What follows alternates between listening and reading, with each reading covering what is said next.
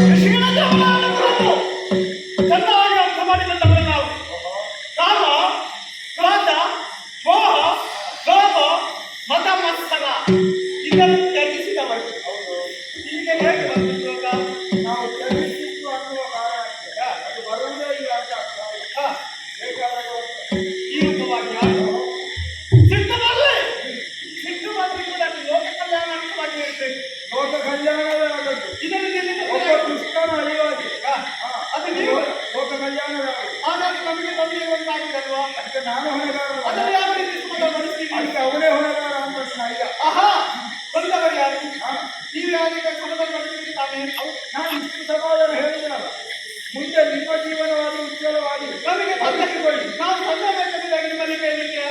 ನಿನಗೆ ತಂದೆಯೇ ಬೇಕು ಅಂತಿದ್ರೆ ನಿನ್ನ ಅಮ್ಮನೆಲ್ಲ ಹೇಳು ಇನ್ನೊಬ್ಬ ಮಾತ್ರವೇ ನಿಮ್ಮ ಬಗ್ಗೆ ನಮಗೆ ಚೆನ್ನಾಗಿ ತಿಳಿದಿದೆ. ತಿಳಿದು ಈ ರೀತಿ ವರ್ತಿಸುವುದು ಎಷ್ಟು ಪುರುಷ ನಮಗೆ ನಿಗ್ರಹ ಮಾಡುವುದಕ್ಕೆ ನಿಮಗೆ ಸಾಧ್ಯ ಉಂಟಾ? ಅನುಗ್ರಹ ಮಾಡುವುದಕ್ಕೆ ಸಾಧ್ಯ ಉಂಟಾ? ಖಂಡಿತ ಉಂಟು. ಒಂದಂತ ನನ್ನ ಅನುಭವಿಸಿ ನೀನು ಹೇಳಿದಾಗಿರುವುದಕ್ಕೆ ನಿನ್ನ ಆಳು ನಾನು ಸಮಾಧಾನ ಅದು ನಮಗೆ. ನಿನಗೆ ಬೇಕಾದ ಸಮಾಧಾನ ಕೊಡುವಲ್ಲಿ ನಿನ್ನ ವ್ಯಕ್ತಿಯನ್ನು ಆಯ್ಕೆ ಮಾಡಿ ಅದಕ್ಕೆ ನೀವೊಬ್ಬ ಸತ್ತಿದ್ದಾನೆ, ಅವನನ್ನು ನಾನು ಬಂದಿದ್ದೇನೆ. ಒಂದು ಕಾಲ ಎಂಬುದಾಗಿ ನಿಮ್ಮ ಮುಂದಿನ ನೇರಕ್ಕೆ ಮಾತಾಡಿದ್ರೆ ನಾವು ಒಪ್ಪಿಕೊಳ್ಳುವುದಿಲ್ಲ. ನೋಡಪ್ಪ, ನಿನಗೆ ಪ್ರಾಯ ಹೆಚ್ಚಾಗಲಿಲ್ಲ, ಇನ್ನು ಅನುಭವ ತುಂಬಾ ಆಗಬೇಕು. ಸ್ವಲ್ಪ ಪ್ರಾಯದಲ್ಲಿ ನಮ್ಮಂಥವರಲ್ಲಿ ವಾದಕ್ಕೆ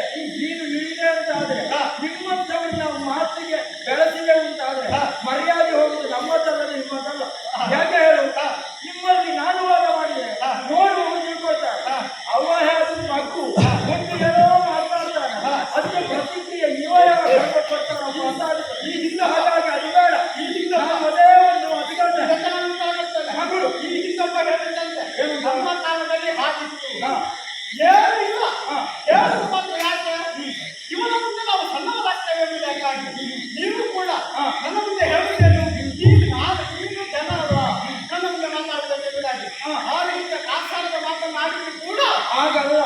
ನೀನು ನನ್ನ ಮುಂದೆ ಮಾತನಾಡಿಕೆ ಜನ ಅಂತ ಹೇಳಿದಲ್ಲ, ನಮ್ಮಲ್ಲಿ ಪ್ರತಿಯಾಗಿ ವಿರೋಧ ಒಡ್ಡುವುದಕ್ಕೆ ವಾದ ಬೆಳೆಸುವುದಕ್ಕೆ ನೀನು ಇನ್ನೂ ಪಕ್ವತೆ ಹೊಂದಿಲ್ಲ. ಮೊದಲೆಲ್ಲ ವಾದ ಬೆಳೆಸಿ ನಾನು ಹೇಳುತ್ತೇನೆ ಅಲ್ಲ. ನಿಮ್ಮ ಜಾಗಕ್ಕೆ ಬದಲಾಗ್ತದೆ ತಲೆಬಿಸಿ. ಅಲ್ಲ ಅಲ್ಲ, ನೀನು ಹಾಗೆ ಆಗಬೇಕು ಅಂತ ನಮ್ಮ ಆಸೆ. ಅದು ಬೇಕು. ಯಾವ ರೀತಿ ಯಾವ ರೀತಿ? ಲೋಕ ಒಪ್ಪುವಂತೆ ಬೆಳೆಯುವುದಿದ್ರೆ ನಾನಲ್ಲ, ನಮಗಿಂತ ಉನ್ನತ ಮಟ್ಟದಲ್ಲಿ ನೀನು ರಾರಾಜಿಸಬೇಕು. ನಮಗೆ ಆವಾಗ ಸಂತೋಷ ಆಗುತ್ತೆ.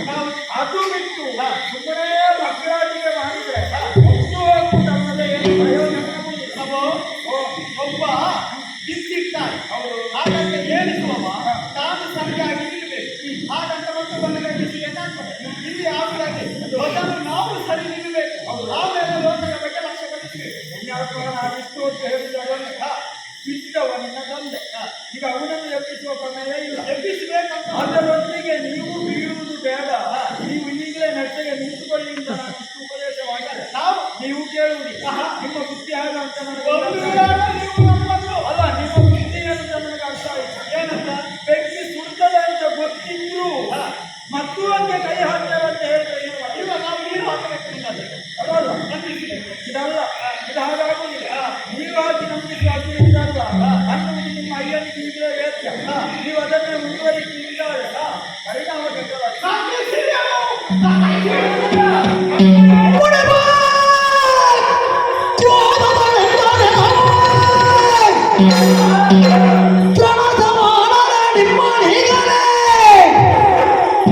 ಮುಡಿದ ಮಹಿಮೆನೆ ಕಾಲಿನ ಎರಕಲಾಗಿ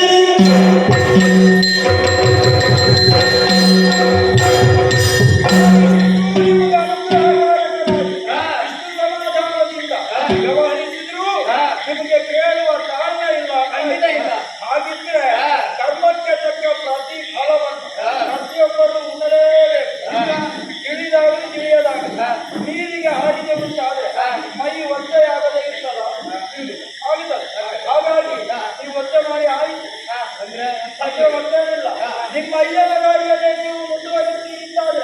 ನಿಮಗೆ ಆಸ್ತಿ ಪ್ರವೃತ್ತಿಯನ್ನೇ ರೂಢಿಸಿಕೊಳ್ಳಬೇಕು ಅನ್ನೋ ಹಠ ಉಂಟು ಅಂತಾರೆ. ನೀವು ಇನ್ನು ಮುಂದೆ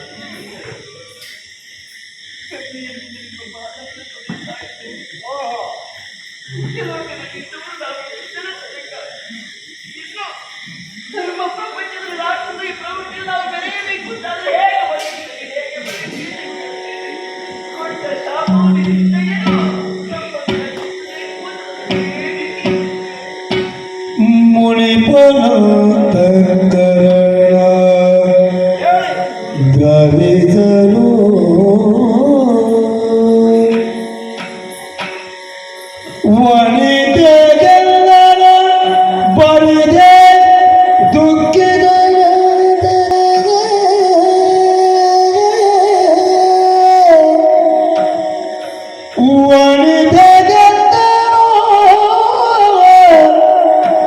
ಬರಿದೆ ದುಃಖಿತ ಜಾತಕ್ಕೆ ಮುಂದೆ ಲೋಕದ ಜನತೆಯಲ್ಲ ಉತ್ತರದ ಇಳಿವನು ಮುಂದೆ ಲೋಕದ ಜನತೆಯ ಉತ್ತರಿಸಲಿಳಿವನು ವನ ಜನಾಭ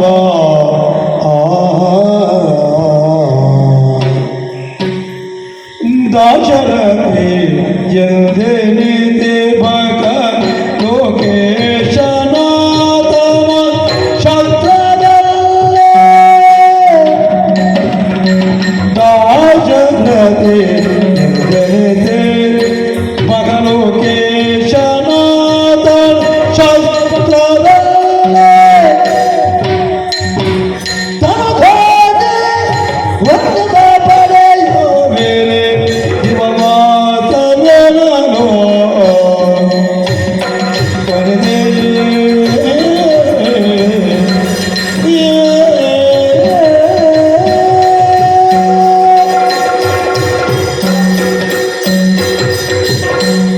ನಾಟಕ ಮಾಡಿದ್ದು ಅಪರಾಧ ಆಯಿತು. ಹಾಗೆ ಈಗ ನಿಮಗೆ ಮನವಟ್ಟಾಗಿದೆ.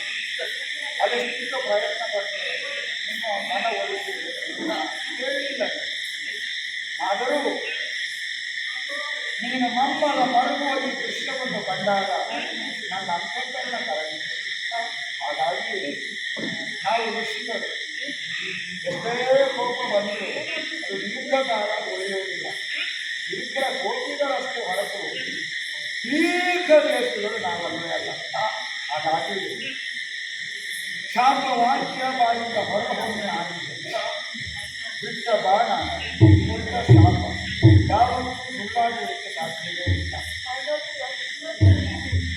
ಕೇವಲ ರಕ್ಕಸರಲ್ಲ, ನೀವು ನರಮಾಂಸ ಭಕ್ಷಕರಾದ ರಕ್ಕಸರಾಗಬೇಕು. ಆದರೆ ಕಾಲಾಂತರದಲ್ಲಿ ವನಜನಾಭನಾದ ಆ ಶ್ರೀಮನ್ನಾರಾಯಣನೇ ದಾಶರಥಿಯಾಗಿ ದಶರಥಾತ್ಮಜನಾಗಿ ಈ ಜಿಲ್ಲೆಯ ಧರ್ಮೋದ್ಧಾರಕ್ಕಾಗಿ ಲೋಕಾಭಿರಾಮನ ಕರದ ಆಯುಧ ನಿಮ್ಮ ಮೇಲೆ ಪ್ರಯೋಗ ಆದ ಸಂದರ್ಭ ನಿಮಗರಿಸಿದ ಶಾಪವು ವಿಮೋಚನೆ ಹೊಂದಿ ನೀವು ಮತ್ತೆ ಈ ರೂಪವನ್ನು ಧರಿಸಿಕೊಂಡರೆ ಶುಭ